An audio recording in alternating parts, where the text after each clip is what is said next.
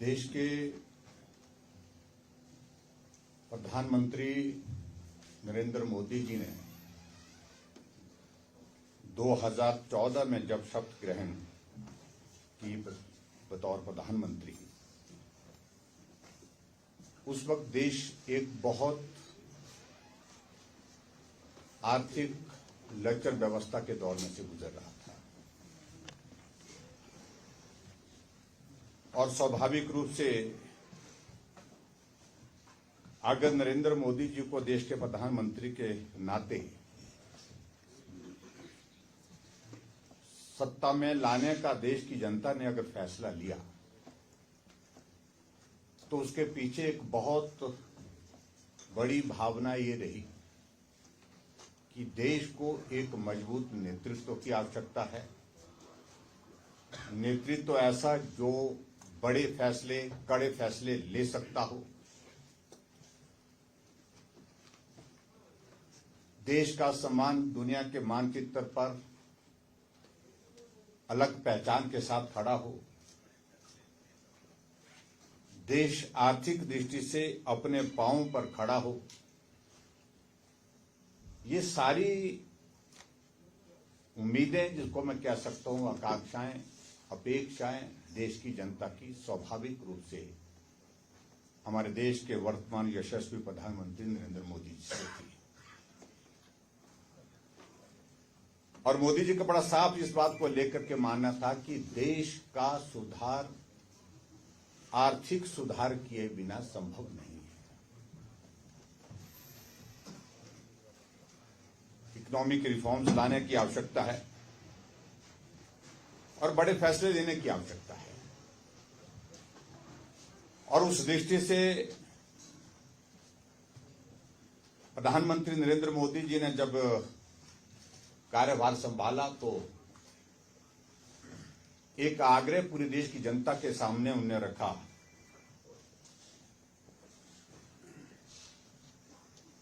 कि जनधन के अंतर्गत आओ सब देशवासियों, हम अपना अपना खाता बैंक में खोलें। पूरे देश भर में बहुत सारे विपक्ष के लोगों ने बहुत सारी टिप्पणियां की उस बात को लेकर के कि खाता तो खोलेंगे लेकिन पैसा कौन डालेगा, खाता खोलने से क्या होने वाला है। लेकिन उस सारी बात के पीछे एक भाव था जो आप लोगों ने सुना भी है, कई बार भी सुना भी है, पढ़ा भी है कि देश के एक पूर्व प्रधानमंत्री जिन्होंने कहा था कि अगर मैं किसी आदमी की मदद करने के लिए 1 रुपए भेजता हूं तो 1 रुपए में से उसको 15 पैसे मिल पाते हैं, यानी कि बहुत कम पैसा जो है उस व्यक्ति तक पहुंच पाता है। रास्ते में जो व्यवस्था, उस व्यवस्था का शिकार बन जाता है। इसलिए प्रधानमंत्री नरेंद्र मोदी जी ने कहा कि जनधन के अंतर्गत खाते खोलो। और आपने देखा कि देश ने सहर्ष उस आग्रह को स्वीकार किया और स्वीकार करने के साथ आज हम इस बात को कह सकते हैं कि 55 करोड़ नए बैंक खाते जनधन के अंतर्गत पूरे देश भर में खोले गए।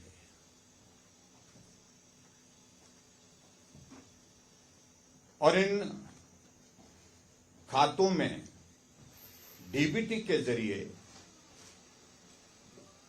45 लाख करोड़ देशवासियों को मिले। ये अपने आप में एक बहुत बड़ा एक संदेश था कि अगर आप 1 रुपए लेने के पात्र हैं तो आपके खाते में 15 पैसे नहीं, पूरा 1 रुपए आपके खाते में पहुंचना चाहिए।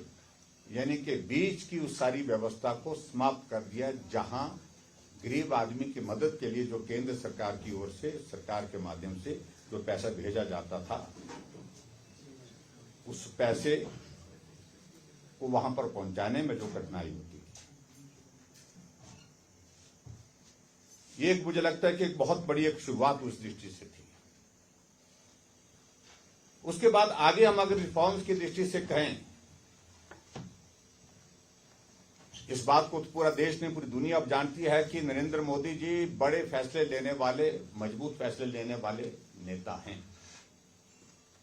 दूसरा बड़ा फैसला, जिक्र होता था काला धन सर्कुलेशन में नहीं आ रहा है, काला धन जो है वो देश की अर्थव्यवस्था को जो है वो तहस नहस कर रहा है। तो एक बड़ा फैसला उन्होंने नोटबंदी का लिया।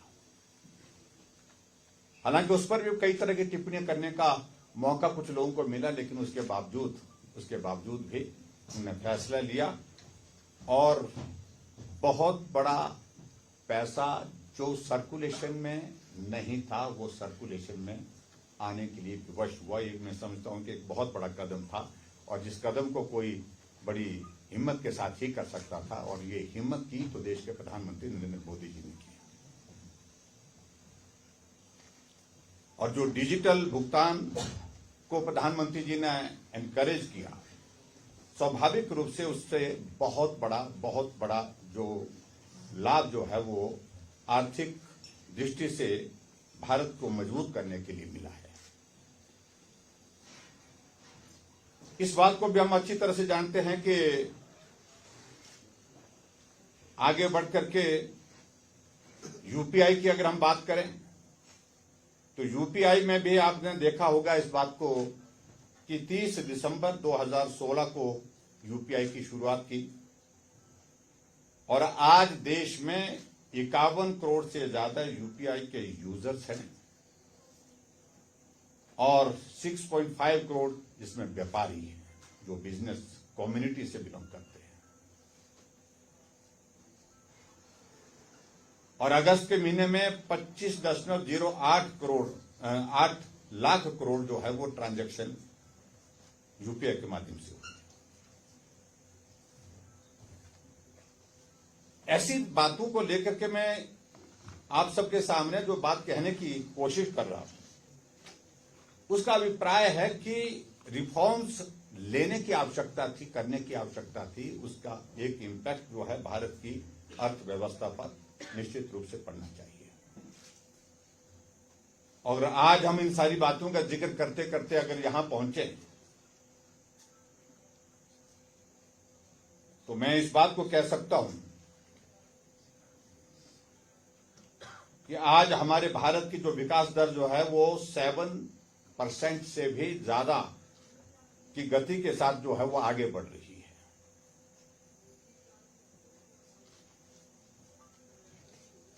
और जो जीडीपी की अगर हम जिक्र करें कि 8% से वो ज्यादा बढ़ रही है और 2014 में 3 से 4% जो है वो के बीच थी है 2014, यानी कि नरेंद्र मोदी जी के आने से पहले जो जीडीपी की दर थी वो मात्र 3 से 4% की, 3 और 4 के लगभग।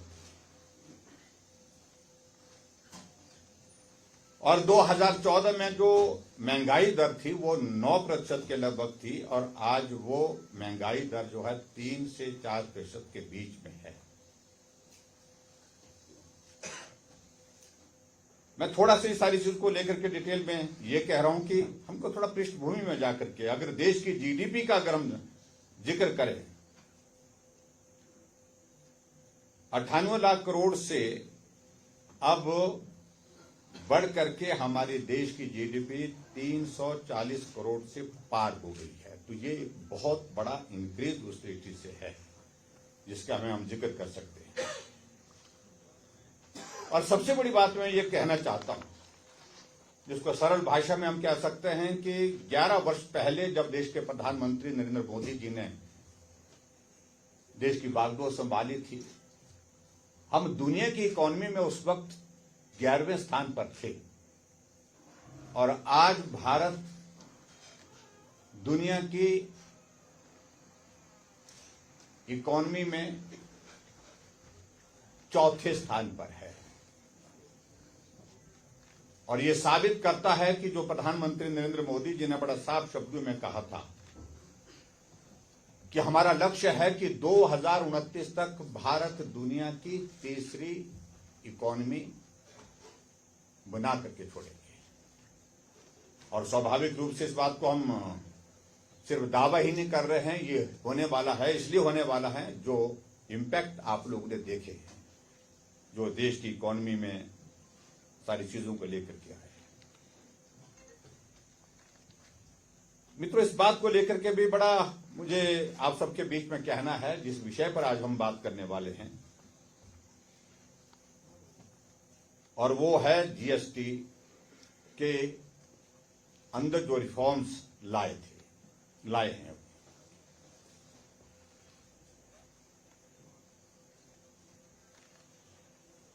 देश की अर्थव्यवस्था को सुधारने के लिए 2000 में उस वक्त के हमारे प्रधानमंत्री अटल बिहारी वाजपेयी जी ने बहुत गंभीरता से प्रयत्न किए थे, चर्चा की, और उसमें आर्थिक दृष्टि से हमको सुधार करने के लिए क्या कदम उठाने चाहिए, और उसके लिए एक अधिकार प्राप्त समिति का गठन भी किया था, और उस दृष्टि से आगे बढ़कर के काम करने की मंशा भी जाहिर की थी, लेकिन कुछ चीजें छूट गई थी। लेकिन नरेंद्र मोदी जी देश के प्रधानमंत्री बनने के पश्चात उन्होंने फैसला किया कि देश के अंदर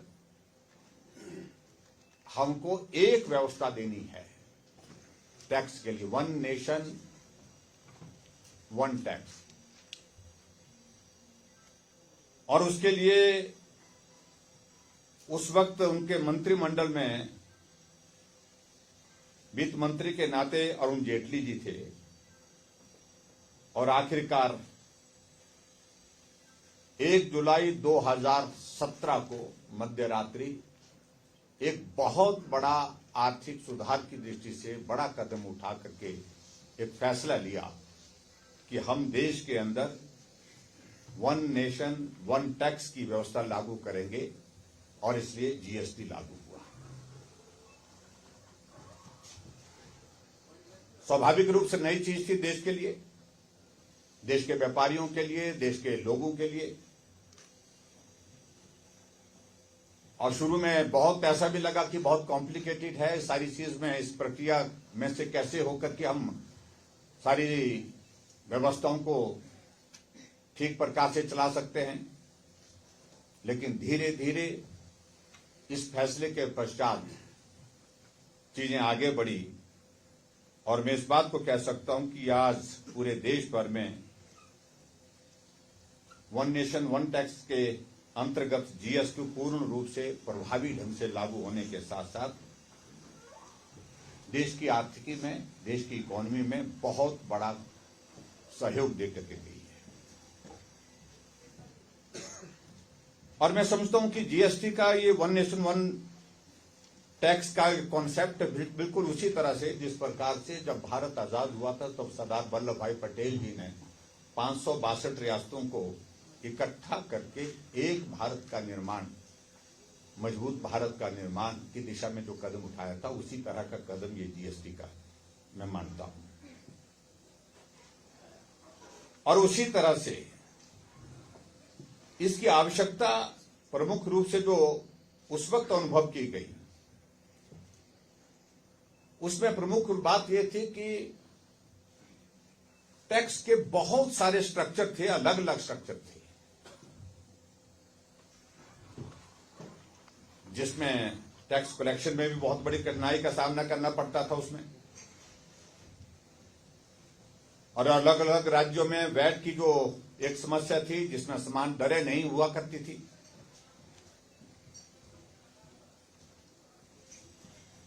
लगभग 17 प्रकार के उस वक्त टैक्सेस थे, और 13 किस्म के जो है वो उपकर थे, सेस थे। तो वो सारी चीजों को पूरे देश के अंदर, यानी कि एक राष्ट्र के अंदर जो है अलग अलग व्यवस्थाओं को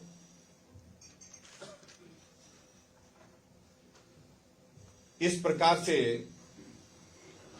काम करने के लिए बाध्य करते थे। लेकिन जीएसटी का फैसला होने के पश्चात वो सारी चीजों को एक प्लेटफॉर्म पर ला करके जो फैसला हुआ, तो निश्चित रूप से उसके एक बहुत बड़ा लाभ हुआ है।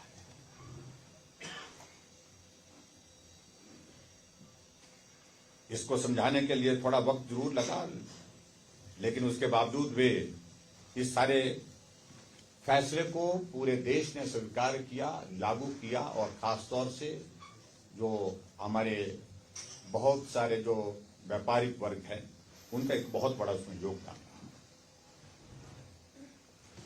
और जब ये जीएसटी लागू किया गया उस वक्त एक व्यवस्था भी दी गई कि जो टैक्सेस में सारा नया जो हमारा ढांचा आया, जो स्ट्रक्चर आया है, तो स्वाभाविक रूप से उसके कारण जो है बहुत बड़ी कठिनाई का सामना करना पड़ेंगे कुछ राज्यों को। इसलिए राज्यों की ओर से जो आग्रह किया गया कि जीएसटी कॉम्पनसेशन हमको अवश्य दिया जाए, और उसमें फैसला हुआ, जीएसटी काउंसिल की बैठक में फैसला हुआ कि जीएसटी काउंसिल के तहत जब से लागू हुआ तब तक के लिए आपको 5 साल तक जीएसटी कॉम्पनसेशन दिया जाएगा, जो सभी राज्यों को दिया गया।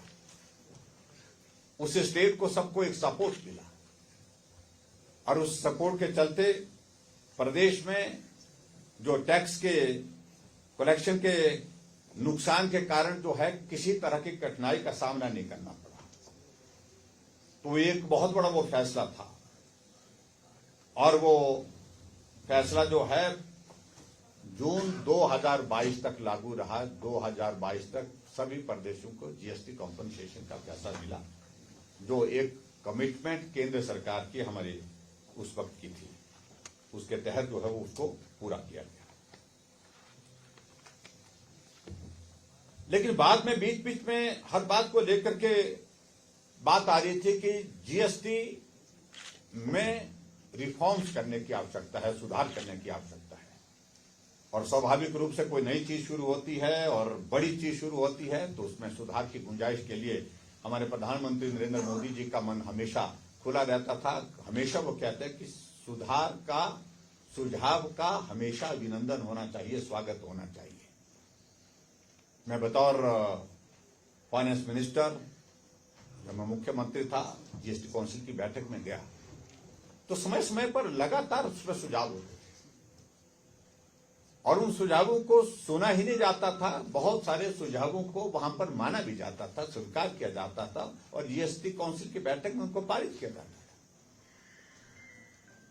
जहां जहां जिन जिन राज्यों में कठिनाई का दौर जीएसटी के इंप्लीमेंटेशन के बाद आ रही थी, उन सारी चीजों को सरल करने की दिशा में कदम उठाए गए।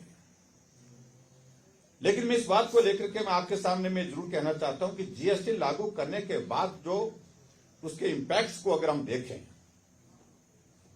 अब देखिए इसमें लगातार जो है जीएसटी के जो करदाताओं में जो है वो जो नंबर का जो इंक्रीज, संख्या में जो वृद्धि लगातार हुई। 2017 में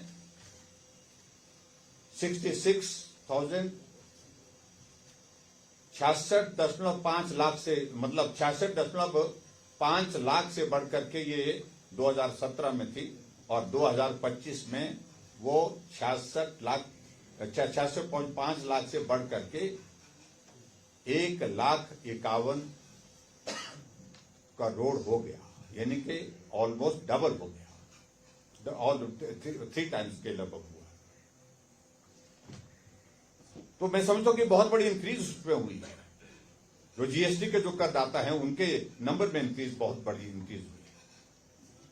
और जो रेवेन्यू में जो इंक्रीज हुई है उसका भी मैं जिक्र करना चाहूं तो वो भी आंकड़े हमारे पास है कि 2024 में तो जीएसटी का जो कलेक्शन था कुल मिलाकर के वो 22.08 लाख था, 22.08 लाख करोड़ रहा, और 4 वर्षों में ही आकर के ये लगभग दुगना हो गया, जिसमें 18% जो है अधिक जिसका जो है वो इसमें इंक्रीज हुई है। यानी कि 2024 में जो टोटल जो है कलेक्शन जो है जीएसटी की हुई है वो 22.08 लाख करोड़ हुई है। और ये बहुत बड़ी एक इंक्रीज जिसको मैं कह सकता हूं तो वो हुई। और जो इसकी जो CAGR जिसको बोलते हैं कंपाउंड एनुअल ग्रोथ रेट, वो जिसकी इंक्रीज हुई है वो 18% के लगभग हुई है। और स्वाभाविक रूप से ये देश की आर्थिकी को मजबूत करने के लिए एक बहुत बड़ा आधार बन गया।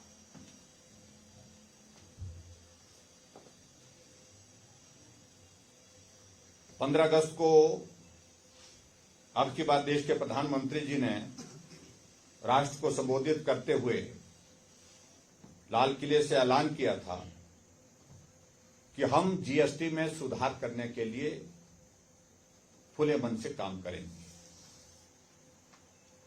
और उन्हें संकेत दिया था कि हम सुधार करेंगे। और मुझे इस बात की प्रसन्नता है कि 3 सितंबर 2025 को जीएसटी काउंसिल की जो 56 जो मीटिंग हुई है,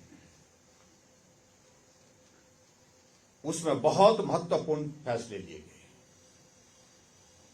और जो फैसले लिए गए उसमें सबसे बड़ा फैसला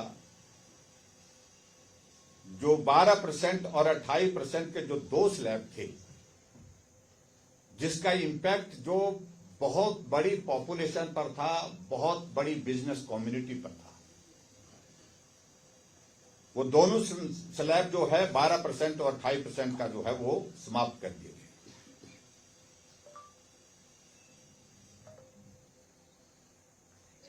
और प्रधानमंत्री जी ने यह भी ऐलान किया कि नवरात्रे के दिन, यानी कि इस बार जो है 22 सितंबर को नवरात्रे हैं, उस दिन से ये जो रिफॉर्म्स हमने किए हैं ये लागू हो जाएंगे।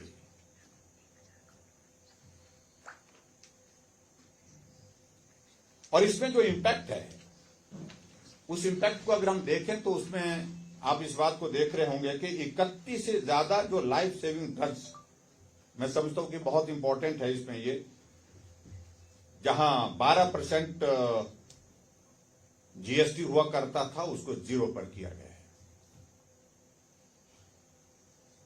जिसमें कैंसर जैसी बीमारियां, थैलीसीमिया जैसी बीमारियां, बहुत सारी बीमारियां हैं जिसमें जो है ये जो है वो तो पूरे के पूरे जो है उसके जीएसटी के दायरे से बाहर कर दी गई है।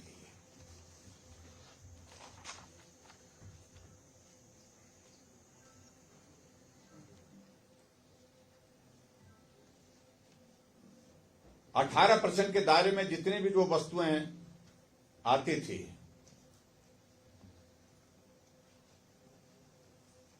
उनको जो है वो 5% के दायरे में लाया गया है। और जिसमें जो है वो अधिकांश वो चीजें हैं जो डोमेस्टिक यूज में आने वाली चीजें हैं, उसमें डोमेस्टिक उत्पाद में जो है वो उसमें बहुत बड़ी दर जो है उनकी सस्ती हो जाएगी। ये एक बहुत बड़ा उसका लाभ हुआ है। 28% वाली जो जीएसटी की दर वाले सामानों में 18% की कैटेगरी में रखा गया है, जिसमें रोजमर्रा से जुड़ी हुई बहुत सारी चीजें उसमें।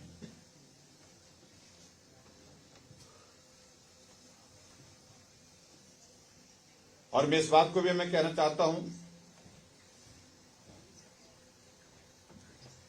नए स्लैब में जो लागू होने वाली जीएसटी में 28% ब्रैकेट वाले 90% सामानों में और 12% के ब्रैकेट वाले 99% चीजों में जो है वो दाम कम हुए हैं। यानी कि इसका एक मैसिव इंपैक्ट जिसको हम कह सकते हैं कि हर चीज पर हुआ है।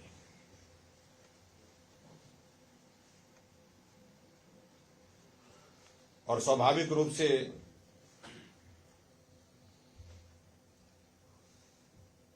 जो आर्थिक सुधार की दृष्टि से ये जो फैसले लिए गए हैं, इससे देश की आर्थिकी में बहुत बड़ी मजबूती आने की संभावना आने वाले समय में होगी। अब मैं थोड़ा सा उन सारी चीजों को लेकर के मैं जरूर कहना चाहूंगा प्रमुख रूप से।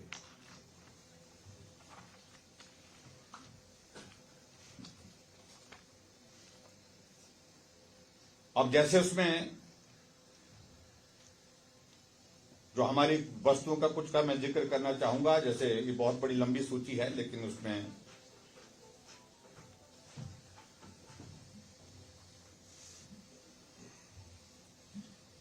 जिसमें पनीर है, जिसमें पहले 5% लगता था, अब 0 होगा। टेट्रा पैक मिल्क की अगर बात करें 5% होता, तब 0 होगा। परांठा खाने वालों के लिए भी खुशखबरी है, इसमें 18% से अब 0% हो जाएगा। अब उसमें पिज्जा, ब्रेड, रोटी, चपाती, खाकरा, उस पर भी 0% कर दिया 5% से। मक्खन, घी, डेयरी स्प्रेड, ये सारा कुल मिलाकर के ये भी 5% पर ले आए 12% से। 12% था पहले, अब 5% होगा। पनीर जो है पहले 12% था, अब 5% होगा। और इस तरह से बहुत सारी चीजों को लेकर के अगर हम बात करें तो ये बहुत बड़ी एक सूची है, जिस सूची को मैं समझता हूं कि वो आपके पास उपलब्ध भी होगी। और उसके बाद जो बड़े इंपैक्ट्स इसमें जो आए हैं, वो इंपैक्ट्स खासतौर से जो हमारे एग्रीकल्चर सेक्टर है,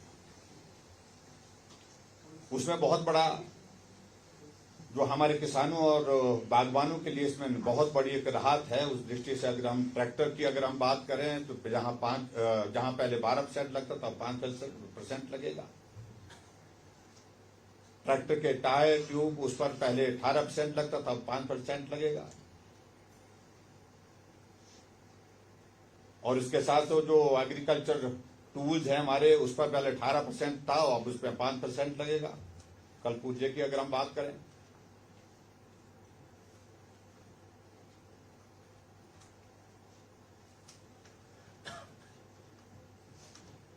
और सिंचाई के लिए जो स्प्रिंकलर हैं, उस पर भी 12% से 5% कर दिया गया है। हैंडपंप पर 12% से 5% कर दिया है।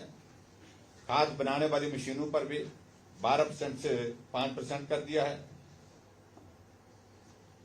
और आगे हम इस बात को देखें जरा, अगर दो पहिए वाहन की अगर हम बात करें, जिसमें 28% था, अब उसमें से 10% कम करके 18% कर दिया गया है। छोटी कारें 28% पहले था, 18% होगा। तिपहिया वाहन 28 से 18 कर दिया गया। यात्री वाहन 28 से 18 कर दिया गया।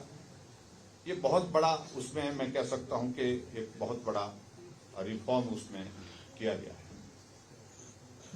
चाहे वो इंजन के पुर्जे हैं, साइकिलें हैं, साइकिल के पुर्जे हैं, ऑटो कंपोनेंट्स हैं, उसमें सभी में जो है वो 28 से 18% कर दिया। और उसी तरह से सबसे बड़ा जो हर व्यक्ति के इकोनॉमी को जो है, आर्थिक को प्रभावित करता है, वो सीमेंट है। और उसमें सीमेंट में आप देखिए कि 28% था पहले, उसको 18% कर दिया। ये भी मैं समझता हूं कि एक बहुत बड़ा जो है वो परिवर्तन हुआ। टेलीविजन, जब आज की आवश्यकता है, एलसीडी है, एलईडी है, उसमें 28% से 18% कर दिया। एयर कंडीशन 28% से 18% कर दिया। डिश वॉशर भी 28 से 18 कर दिया। ये सारी चीज को लेकर के, हाँ शराब की बात आ रही है पीछे से थोड़ी, वो 40 पर कर दिया, तंबाकू 40 पर कर दिया, जर्दा 40 पर कर दिया। जो चीज आपके स्वास्थ्य के लिए अच्छी नहीं है, उस पर ही इंक्रीज किया गया। और मैं समझता हूं कि निश्चित रूप से आप महंगी चीजों की तरफ नहीं जाएंगे। और उसमें अगर मैं कंपैरिजन में अगर और चीज भी मैं थोड़ा सा आपके सामने बात करूं, क्योंकि बहुत थोड़ा टेक्निकल विषय है, तो उसमें कई बार हमारे बहुत सारे विपक्ष के मित्र बहुत बातें कहते हैं, तो थोड़ा अगर कंपैरिजन की दृष्टि से मैं अगर आपके सामने सूची पढ़ करके सुनाऊं, थोड़ा सा कुछ बातों का जिक्र करूं।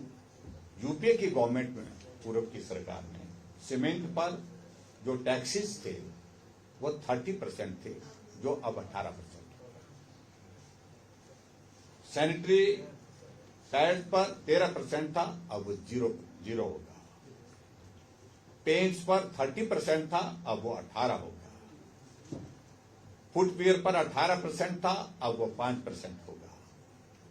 टेलीविजन सेट पर पहले 30% होता था यूपीए की गवर्नमेंट में, और हमारी अब एनडीए की गवर्नमेंट में वो 18% है। रेफ्रिजरेटर में यूपीए की गवर्नमेंट में 30% था, अब 18% होगा। और रेस्टोरेंट में 21% था, अब वो 5% होगा। वॉशिंग मशीन 30% था यूपीए की गवर्नमेंट, अब 18% है। कॉफी पीने के जो शौकीन हैं, पहले यूपीए की गवर्नमेंट में 30% था, अब वो 5% है। मिनरल वाटर 28% था यूपीए गवर्नमेंट पे, अब वो 5% है। फर्टिलाइजर में 12% यूपीए की गवर्नमेंट में था, अब वो 5% है।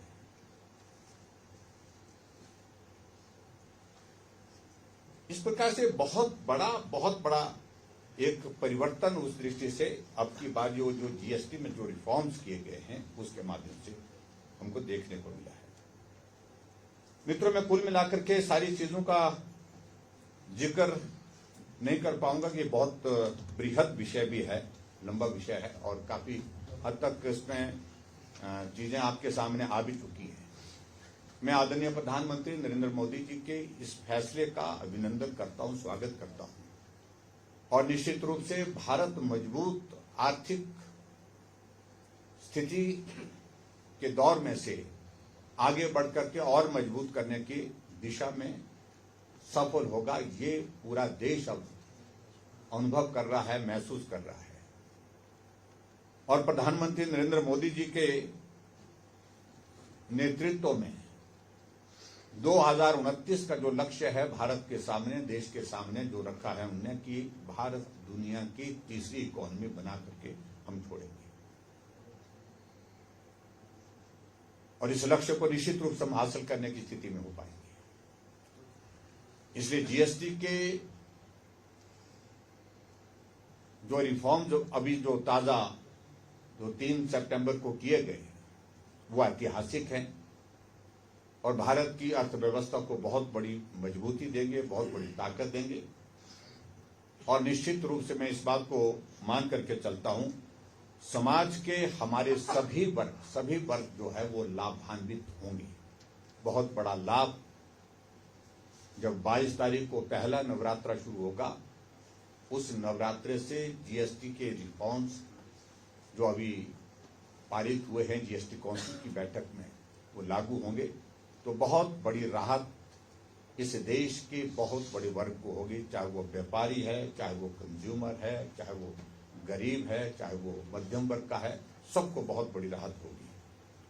मुझे आज की इस पत्रकार वार्ता में जीएसटी से संबंधित कुछ विषयों पर जो बात करनी थी वो बात मैंने आपके समक्ष रखी है, और मैं समझता हूं कि जो मेन जो पॉइंट्स थे उन पॉइंट्स को मैंने टच करने की कोशिश की। हालांकि विषय बहुत विस्तृत है, ये बहुत लंबा है। मैं अपनी बात को यहीं समाप्त करता हूं। बहुत धन्यवाद।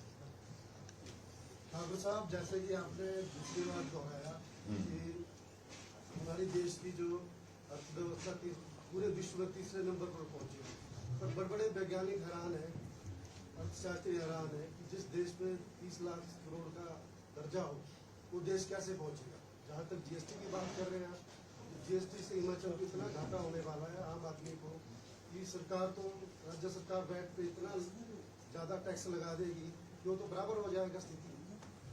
देखिए, मैं एक बात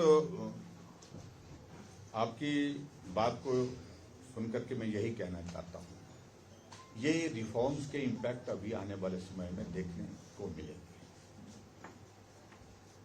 निश्चित रूप से भारत के ऊपर जो कर्ज का आप जिक्र कर रहे हैं, मैं नहीं समझता हूं कि 145 करोड़ के इस देश के ऊपर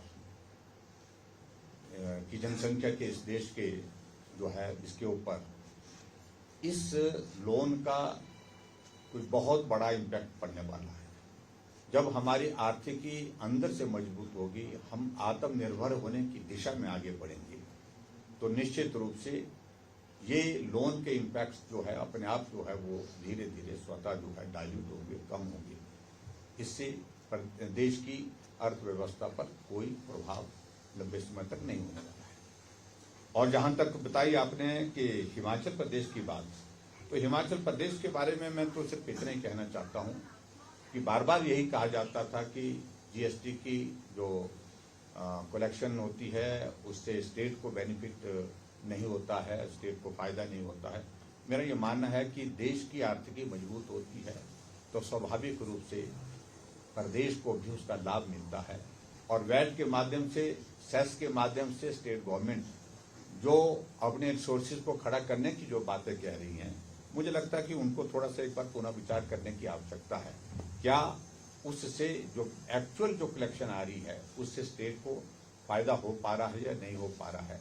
रास्ते और भी हैं जिन रास्तों पर काम करने की आवश्यकता है, मैं महसूस करता हूं, लेकिन मैं इससे ज्यादा उस पर कुछ कहना नहीं चाहता। सर, जीएसटी रिफॉर्म से घाटा होगा, राजस्व में घाटा होगा, देश के राजस्व में घाटा होगा, तो कैसे उसको देखिए, मैं इस बात को मानता हूं। मैं स्वाभाविक रूप से जब आपके टैक्स स्लैब जो है आपके जीएसटी के कम होंगे तो रेवेन्यू में कमी तो आएगी, लेकिन कंजम्पशन उसका ज्यादा होगा। जब कंजम्पशन ज्यादा होगा तो एकदम जो है वो मुझे लगता है कि वो उसको कॉम्पनसेट भी करता है।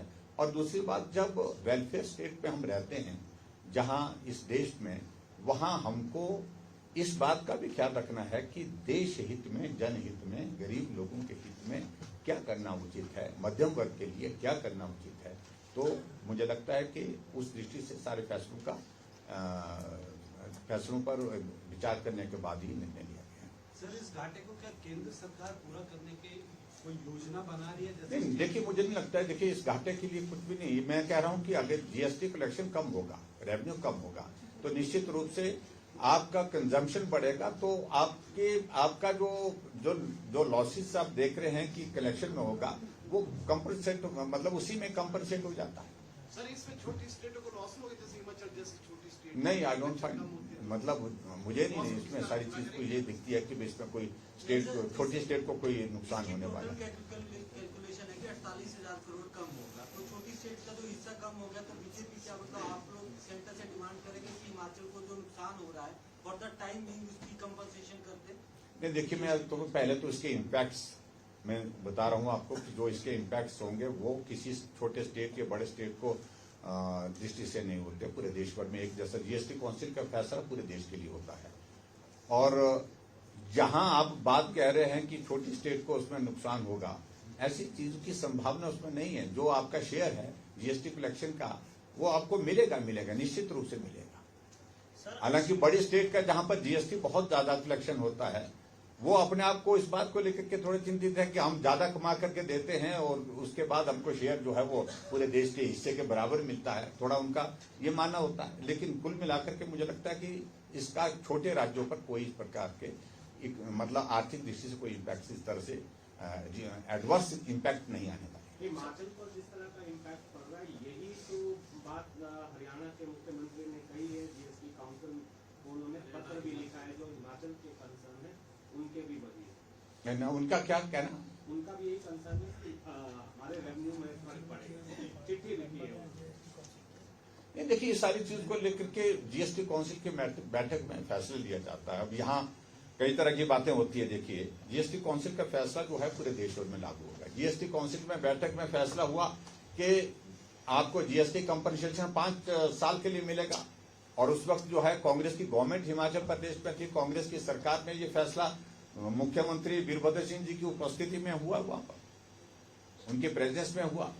लेकिन 5 साल तक उनको भी मतलब उनको भी मालूम था कि 2022 में इसका कंपनसेशन मिलना बंद हो जाएगा। जून 2022 के बाद बंद हुआ। दूसरे जो हमारे कांग्रेस के मित्र शोर डालते हैं कि हमारा टाइम आया तो बंद हो गया। तो स्वाभाविक रूप से ये फैसला जीएसटी काउंसिल की बैठक में लिया गया था। और अभी भी जो फैसले लिए गए हैं उसमें जीएसटी काउंसिल की बैठक में, जिसमें मुख्यमंत्री स्वयं उपस्थित, मुझे मालूम नहीं उपस्थित थे कि नहीं थे, लेकिन उनके प्रतिनिधि, उनका रिप्रेजेंटेटिव था ही था। सर, उसी बैठक में सरकार ने प्रेजेंटेशन दी थी कि पहाड़ी राज्यों के लिए अलग से परिषद बने जीएसटी काउंसिल की। तो क्या सर विपक्ष या भाजपा इस मांग को दोहराएगी सर कि अलग? देखिए, इस सारी चीज को लेकर सुझाव की दृष्टि से बड़े सारे सुझाव आते हैं। इस सारी चीज का उससे कोई लेना देना नहीं है, लेकिन जीएसटी काउंसिल का फैसला पूरे देश का फैसला है, वो पूरे देश के लिए। सर, इससे महंगाई बढ़ने की भी आशंका बताई जा रही है। जैसे आपने खुद ही कहा कि कंजम्पशन बढ़नी है, तो क्या सर इससे महंगाई नहीं बढ़ेगी? महंगाई बढ़ने का तो सवाल ही पैदा नहीं होता। जब आपके टैक्स 28% से जो है वो 18 पर आ गया और 18 वाला जो है कहीं 5 पर आ गया, तो निश्चित रूप से कम होगी महंगाई। कंज्यूमर के लिए तो बहुत बड़ा लाभ है और कुल मिलाकर के इससे देश का हित होगा, देश की आर्थिकी मजबूत होगी। इतना ही मुझे कहना है। Thank you very much.